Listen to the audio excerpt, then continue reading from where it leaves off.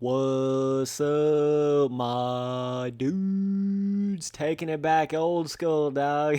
This is the first time since I raced on this bike back then that I've rode the old school rmz 450 2011 dyno. So this is kind of a little bit of a little step back in time right here, a little reminiscing video, but this is, oh my god, dude, I would have loved to have been able to race on the 2014 Pro RF Supercross tracks. These were awesome. Even the 13s and the 12s, that would have been sick to have rode on those back in the day, but I didn't even get into the game till my first actual pro race was Daytona 2015, so that was midways through the 15 season. So dude, this is my first time riding that original bike that I rode whenever I first got into this game. Like, I really started, this was basically the fastest 450 dyno whenever I first got into the game, and obviously I haven't rode it in multiple years now, so this is interesting coming back to it. Wow, dude. This is something else. So I got into this game right around the time there was an RMZ 2013 450, but see, that was weird, and even to this day, I feel like sometimes it's not always the newest year of a dyno that's technically the best or the fastest dyno. You know what I'm saying? Dude, this bike, like, you gotta understand with MX Simulator, like, you get so into the feeling of the game and the feeling of the dynos and everything about it, and you remember that stuff, dude, over a long period of time. And just going back to this dyno and reminiscing on it, dude, this is awesome. Like, this is really, really cool because I'm getting like a little hint of that original feeling I used to have on the bikes back in those days. Like, I'm just getting that feeling right now. It's like my brain is just sparking off, bro. Oh my god. Yeah, you can still huck that. So it's really where it all changed. And like I said, I got into MX Simulator right at the end of 2014, like I said, and then my first pro race was 2015 Daytona. And I think we rode the RMZ 2011. Most of the guys were on the RMZ 2011. Even though there was a 2013, we all rode this, basically all of us rode this bike. This was back when literally every single person was on the same dyno, right? It wasn't like today where you've got like some people on the Honda dyno, some people on the Husqvarna 450 dyno, some people on the KTM dyno. It wasn't really like that. Back then it was like Suzuki or nothing, dog. That's pretty much what it was. And, oh man, the reminiscing. Oh, dog. And back then, that was also before they had the high speed and low speed compression rebound on the suspension. It was just one thing. It wasn't like high speed or low speed. It was just one adjustment. And I remember that like it was yesterday. And it was that kind of thing, and on the RMZ 2011. And like, some of you old school dudes will know what the hell I'm talking about. The game just had a different feeling back then. And I almost damn near think it was better than it is now. And that's what's kind of sad about it. I don't know. JLV did that little, high speed, low speed compression thing, and I just never got the same feeling that I used to have in the game ever since then after that. And then obviously going forward past the RMZ 2011 dyno, it just, I don't know, it just had a different feeling to the game. I felt like back then you could really, before he put the high speed and low speed compression rebound in, I felt like you could do a lot better with the stock setup, like a stock suspension setup. You could just like in general, you could do way better with it just as is. And you could set it up like really close to stock and really like just barely move things from stock, and you could still ride the bike without popping off the bike over a little 5-foot double. You know what I mean? Whereas I keep over jumping that little triple in right there. Whereas today with the high speed and low speed compression rebound, it feels like you almost have to set your suspension up a certain way to not make it do these weird little janky pop off things and certain stuff that it does now. It's like you really have to, like do certain little setup tricks to make it to where it won't feel weird and janky. Whereas back then, before he put all that in, you could run a stock suspension setup, and you wouldn't pop off the bike. You know what I mean? It just had more of a natural. I just felt like you could. It was way better for a beginner. You know, it was way more beginner friendly. You didn't have those weird little janky pop offs and shit. It just felt more. It just felt better to me back then. I don't know. Maybe that's just me. But that's the way it felt to me. I just feel like putting that high speed and low speed compression rebound, I just don't know if it's really to the point that it needs to be, or it's really been adjusted and the TLC's really been put into it that needs to be, because those weird pop-offs still happen, and they never used to happen back in these days. Back in, like, whenever I first got into the game, you could literally have a full-blown stock suspension. I'm talking 50 on everything down the board, and you would not have those weird pop-offs off of a 5-foot, little double or whatever. You'd still pop off if you overjumped a triple or something big like that, obviously, but not the weird little janky pop-offs that you get nowadays where you're like, what in the hell? That would never happen like that in real life, And a lot of times nowadays it seems like that's what happens with it. You just get a lot more of those weird little janky pop-offs. It's just a different feeling game than it used to be, man. And it's weird because you wish you could travel back in time and kind of keep certain things. And can I? Yeah, I quad into that. I don't know why I was trying to triple. That was stupid. Okay, and then hitting this. Whoa, I jumped that really far. Dude, I would love to try to, just run this dyno in a pro race and just see what the hell happens. You know what I mean? Because it's got this really cool mellow power, really linear power, but it doesn't have that bulky feeling of the FC 2017. It's cool. It's weird. It's like this just feels way more comfortable to me than the FC ever thought about feeling.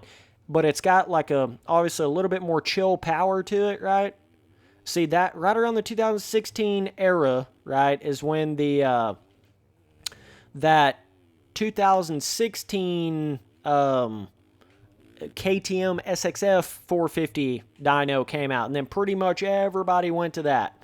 I mean, everybody. And by the way, guys, I'm doing this live, and I'm not even warmed up at all, so that's why I'm looking a little slower on this dyno. If I was really like I normally am when I'm pro racing, like listening to music and sitting there really focusing, I would be going a lot faster than I am right now. And if I wasn't commentating, that always changes. Let me see if I can run a little bit of a lap here. I know my lap time on the board's not going to be looking too hot right now, but let's see if I can just run a quick lap, and then we'll continue the conversation here.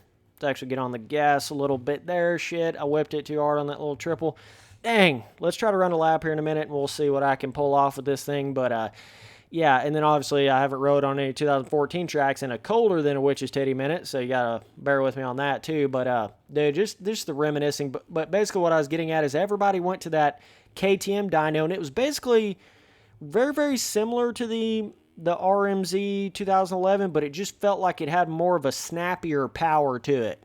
So then, therefore, everybody basically went to that because felt like you could hit triple in slightly better, ever so slightly better. And I really don't even think it's all that much better of a dyno. Like that 2016 KTM, it's not all that much better. It's slight. It's like maybe a 5 to 10% improvement over this. And then it's sort of, after the KTM dyno, everybody kind of got on that and got off of the RMZ 2011. Then it went to the FC 2017, and a lot of people got on that when it first came out. And it was weird because it was like the KTM dyno, but it was way more linear power, so you didn't have nowhere near the snappiness of that KTM dyno, so it was almost like they were backtracking on the power curve of it, right?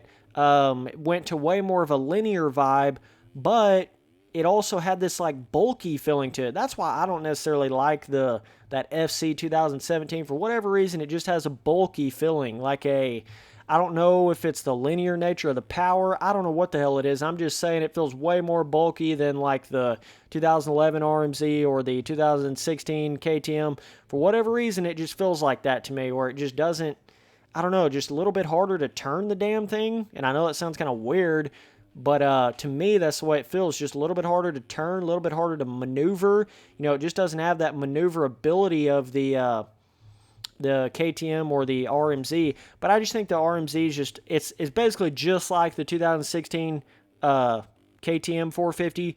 It's just slightly more linear power, which makes it slightly less horsepower, right? But it's just more linear, So, I mean, I think if you've played this game for any amount of time, you can go just about as fast on this RMZ 2011 as you would be on the 2016 KTM. But I think this is way better of a dyno to learn the game on than the 2016 KTM. You know what I mean? Because that linear power, really good bike to learn on. But yeah, dude, it's just so much fun coming back to this 2011 RMZ. If I had a little bit more time on it and kind of got back into it, I could definitely get it rolling a little bit here. But of all of those old school dynos, I would say the RMZ 2011 is probably the most competitive one. Like, you literally could still run this and still probably do decent with it. Like, I could definitely qualify and all that and get into a main event with this for sure. No doubt about it. Even in the modern day with people running 2018 Honda dynos and shit, I could still make it in with this RMZ 2011. Guarantee your happy ass I could. It's still got enough speed, still got enough horsepower out of the corners to really hook up. And that's crazy to think about that, because back in 2011, the tracks were just so different. But one thing you have to take into account, they were so much easier back then in 2011. But the little thing you have to take into account is also, God dang it, I keep having stupid little wrecks. You have to take into account the suspension, all that was way different back in 2011. It was nowhere near the advancement and the levels it was now. So even though the dynos may not be that crazy different from like 2011 to 2018, which is damn near a decade, even though the dynos aren't that crazy different and the tracks are completely different, like difficulty-wise, they're 3 times as difficult now as they were in 2011, but your dynos are barely different, really, in all reality when you look at the grand scheme of it. But the difference maker is, and all that, is the bikes have just evolved so much as far as the filling on them, right? Which, like I said, I think they took a slight little step back whenever JLV put that little update in where it was the high speed and low speed compression, because it just basically made it to where if you don't have like I'm trying to think what that exact particular setting is. It's one of the, I think it's either the shock fucking spring rate or the damn, I would have to go in there and look at it to figure out exactly what it is, but one of those settings, if you don't literally have that set on 100, like, you're gonna pop off of the smallest little, I mean, it was just so stupid. JLV just basically made it to where you had to set your bike up a certain way, pretty much in certain areas, or you were gonna feel like this very, very janky filling to the physics system, and that's just the way it felt. Whereas before he put that high speed, low speed compression update in, it was more like, there's a little 103.8. That's not crazy fast at all, but we'll see what we can do here. But then, like, see, beforehand, you could, like I said, get way more away with riding with that stock suspension, completely stock suspension, or just barely edited suspension. You understand what I'm saying? You could do a lot more with that, and you didn't feel like you were so forced into this, like, you have to set your suspension up this certain way or you're gonna pop off. It didn't really have that feeling to it, whereas now it does have more of that feeling. So that's a little bit unfortunate, but like I said, I think the prime feeling on the bike in MX Simulator was the way it was whenever I first kind of got into it, right? And I'm not saying you just shouldn't have high speed and low speed compression and rebound settings, because obviously you have that in real life now. I'm just saying I think it needs to be closer to the overall feeling of the bike as it used to be back in 2000, like right around that 2000, end of 14, 15, right around there. I think that was the best feeling that MX Simulator ever has been, in my opinion. Which I can't really speak on how it was before that, but that's what felt more like a real dirt bike would be to me. Whereas now there's a little bit more weirdness to the feeling of it, a little bit more janky in areas. I don't know how to explain. It's just, like I said, you kind of feel a little bit more forced in the setup, in the suspension category specifically. You feel like you really have to set it up a certain way or just kind of pop off the bike on everything. So it kind of has that feeling a little bit, but And there's always that worry of like the bike's getting too fast. You know what I mean? So again, going back to that, I felt like the speed of this RMZ, there's a 1029. Now we're getting her rolling here. Can I hook this a little? Jumped it a little far, but that's okay. Like I felt like the speed of this RMZ 2011 was pretty solid for what a dirt bike would be, you know. And I don't want them to get to the point where they're making the bikes too fast in this game, and then it just feels like you're on a literal, you know, like rocket ship laser beam. You know, it kind of gets to the point where it becomes unrealistic at that point. So yeah, I don't know. It's just cool to look back and reminisce on the times, man. It was cool that I got to be in the game at that time and experience it. At least be able to experience that, you know, RMZ 2011 era a little bit. I think I was kind of clipping the end of it there a little, but at least I got to experience it some. Today the kids won't remember, you know what I'm saying? The era. Damn, I'd have had like a 101 right there. Fucking slipped in the last corner. But yeah, it's cool that you can like kind of reminisce and think back to it. And there's still some people pro racing to this day that literally have like UID like 25 and shit like that. Like they were the 25th person to ever get MX Simulator. You know what I mean? Like it's insane, bro. There's still some people with some super low UIDs playing this game. So there's some people that played this game when it was like nothing to what it even was in 2014 and 15. You know what I'm getting at? But yeah, so either way, I just wanted to come in here and kind of do a little retro dyno. I think it would be fun to go in here and do some retro dyno races and on some of the older tracks. I think that would be badass and a half.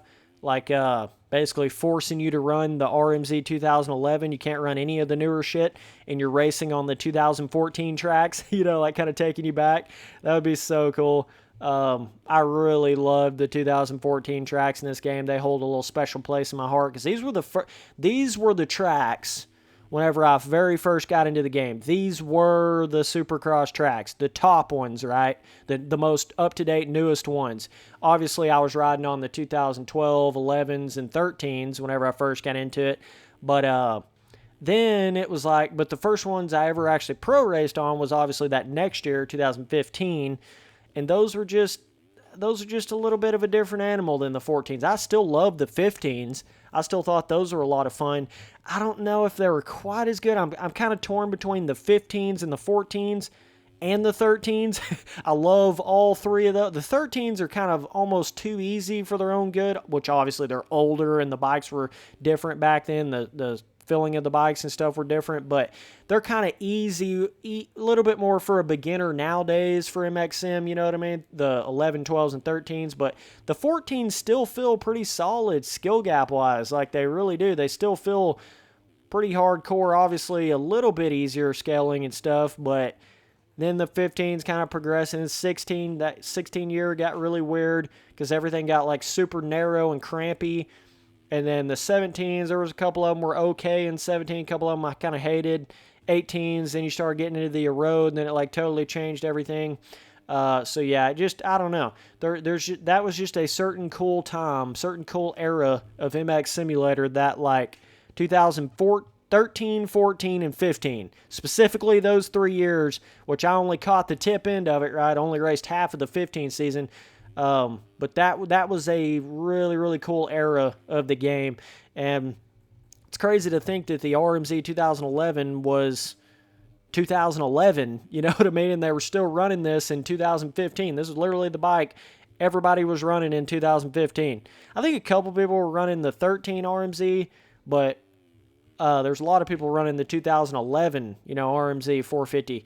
So, and it's still a wicked-ass bike to this day, dude. I mean, you can just see it. Like, when I start feeling it on this puppy, I start going. It's got that nimbleness of the 2016 KTM, but it's got the linear power of the FC. So it's this cool little combination between the two. But yeah, it is. I mean, I guess I could see where you would say it's like 10%, 5%, 10% less power than what you would expect nowadays on the bike. I can see that, but in the same token, when you get to a certain level in this game, just having 5 to 10% less power really ain't that big of a deal, because you're still going to be able to hold the throttle on in the corners, and you're still going to pretty much be able to huck everything. You know, it's not really like, oh my God, you can't hit this or can't hit that. Let's see if I can get a 101. I know I can, but I bet you I can even get faster than a 101, but let's just try to actually focus here for a minute. A little short on that. Willie tapping all them shits. Over jump the trip ski, of course. These little whoops are weird on this track specifically. I like some of the 2014 whoops, but those were complete ass. But some of the other tracks in 2014, I really liked the whoops. But yeah, it's weird, like, you wouldn't think it, but there really is a different handling feeling to all the different bikes in the game. 1022. Hucked that finish line, boys. Still landed it. Dude, I for sure can get a fucking 101. Damn, when I get it on my mind, I'm like, I gotta do it, boys. Okay, let's get it. Ooh, tough to hit that inside. Still kind of roll up that inside. Still hit that quad out. Little short there. Still good, though. Carrying the momentum. Tripling this, which I don't even know is actually faster or not. Let's see here. Coming up a little short. It'd be cool to get on one of the newer tracks with this and see what the hell happens. Oh. Slipping and sliding, boys. See if we can finish this lap out real quick. I may not be able to get that lap on this one. We'll see. May have done ruined it. 1022 again. Oh, God. You're not going to have quite the power to do it. You know, a couple little where those jumps, you just barely make them as it is anyways. It's going to be a little bit tougher to hit, but 95% of the jumps you can still hit the same. But it kills you on a supercross track. I mean, when you can't hit just one, all it takes is just not being able to hit one little quad or one little something, and then you're totally jacked. Let's see if we can hit this monster-ass line. Oh, yeah, a little bit. Kind of messed up the end there. But either way, just want to come over and check out the legendary rmz450 2011 on MXM. Timeless dyno, baby. First dyno I got into when I first got into the game. So, yeah, dude, it's definitely cool coming back reminiscing on this and seeing the bike like this and riding it and just getting the feeling again, you know, of how it used to feel back in the day. But either way, appreciate you guys watching all the videos. Later, dudes. Yo, RF, let's bring back a RMZ 450 2011 only 2014 Supercross tracks or 2013 Supercross track little race series. Let's do it, dog. Let's do it. Let's get it going. You know what it is, baby. Peace.